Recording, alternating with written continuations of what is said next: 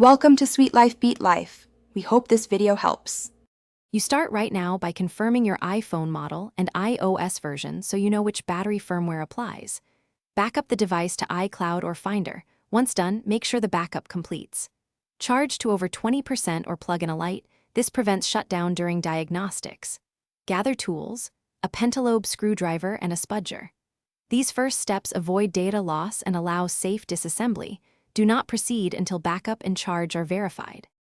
Once done with prep, check settings battery health and read the unverified message. Note any serial mismatch. Power the iPhone fully off. Remove the display gently, work slowly to avoid tearing flex cables, and disconnect the battery connector.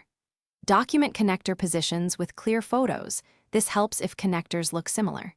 Install a genuine or correctly matched replacement battery, seat it fully, reconnect the battery and display. Then torque screws to original positions before reassembly, so the device recognizes the new component. After reassembly, boot the iPhone and check battery health. A correct install and calibration should show verified status. To calibrate, charge uninterrupted to 100%, then use the phone until it shuts down and recharge to 100% again. This helps the system measure capacity accurately.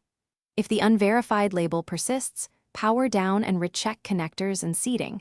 Once connectors are confirmed, consider reflash options if you have tools, or take it to Apple-authorized service. This single troubleshooting step resolves most recognition. Thanks for watching. Consider subscribing if we helped you.